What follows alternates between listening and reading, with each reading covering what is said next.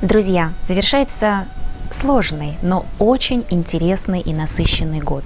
Штаб татар Москвы в этом году очень активно и продуктивно поработал над своей репутацией. Мы написали, напечатались во многих изданиях Татарстана, Москвы, Башкортостана, Челябинской области, Самарской области. О нас говорили газеты и интернет-порталы нескольких регионов Российской Федерации. Мы также выписывали газеты, в которых о нас печатали, и таких в этом году набралось целых 20. В общей сложности это 16 тысяч экземпляров печатной продукции, которую мы распространяем среди студентов, аксакалов, развозим ее пенсионерам. И все с удовольствием читают о жизни московских и других татар, живущих на территории нашей страны. Я перечислю несколько газет, в которых вышли большие, интересные, полноценные статьи и репортажи, интервью, очерки, итоги работы нашей организации. Это, конечно же, «Бизнес онлайн», который несколько раз печатал наши статьи и рассказывал о нашей работе.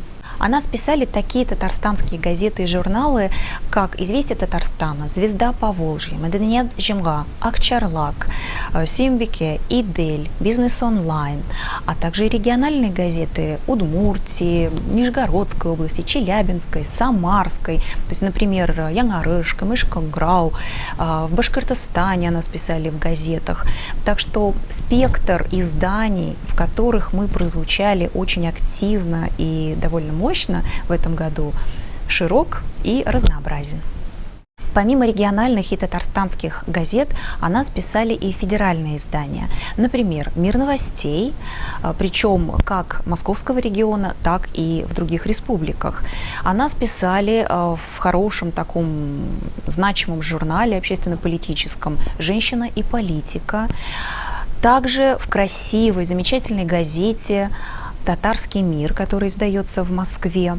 Мы написали аналитические материалы, мы написали материалы об ученых, композиторах, писателях, поэтах, рассказали о выдающихся людях, которые приходили в штаб татар Москвы, либо о тех людях, которые внесли замечательный вклад в строительство Республики Татарстан.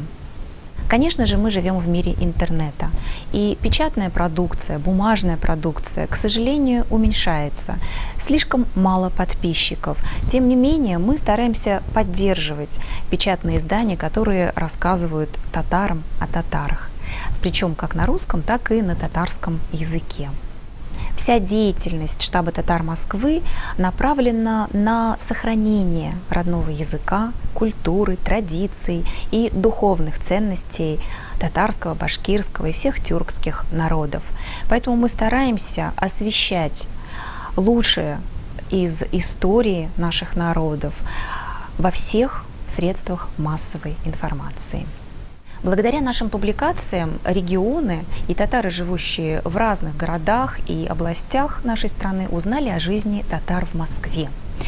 И у нас появилась довольно активная обратная связь. Нам пишут письма, задают вопросы, мы общаемся и таким образом расширяем поле своей деятельности, сотрудничества и взаимодействия с татарами из разных регионов нашей страны. А это и поездки, и встречи, и общие совместные мероприятия, и очень много интересных перспектив и проектов в будущем. С каждым годом все большее количество средств массовой информации рассказывают о штабе татар Москвы. Газеты и журналы печатают статьи. На региональном телевидении в Татарстане и в других республиках выступают с интервью активисты и руководители штаба татар Москвы.